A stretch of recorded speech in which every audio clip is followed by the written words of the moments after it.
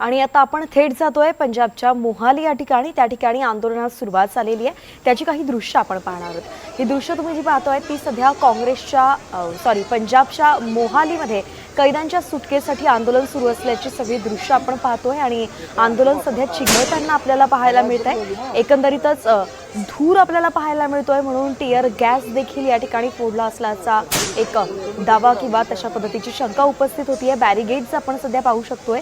पंजाबच्या मोहालीतली ही सगळी दृश्य आहे आणि कैद्यांच्या सुटकेसाठी हे आंदोलन सुरू झालेलं आहे। त्यामुळे पोलीस देखील या ठिकाणी अलर्ट मोडवरती आलेले आहेत। बॅरिगेड्सच्या 2 या ठिकाणी लेवल किंवा एकामागून एक अशा लाईन लावल्याचं आपण पाहतोय। सुरक्षा जास्त कडक राहावी यासाठी ही दक्षता घेतली गेलेली आहे आणि टियर गॅस सुद्धा या ठिकाणी फोडला जातोय।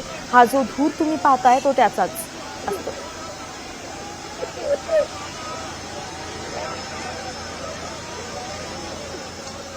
तर आपण पाहतोय की एकंदरीतच पंजाबच्या मोहालीमधली ही सगळी दृश्य आहे। कैद्यांची सुटकेसाठीचं हे आंदोलन सुरू झालेलं आहे आणि एकंदरीतच आंदोलक खरं तर या ठिकाणी आक्रमक होत आहेत, मात्र त्यांना सावरण्यासाठी पोलिसांची देखील आपण ही सगळी धडपड या ठिकाणी पाहतोय। पोलिसांकडून सुद्धा त्यांना आवरण्यासाठी प्रयत्न केले जात आहेत। पाण्याचाही मारा आता करताना आपण पाहू शकतोय। रस्त्यावरती या सगळ्या आंदोलकांना मागे सारण्यासाठी पोलिसांकडून पाण्याचाही मारा केला जातोय।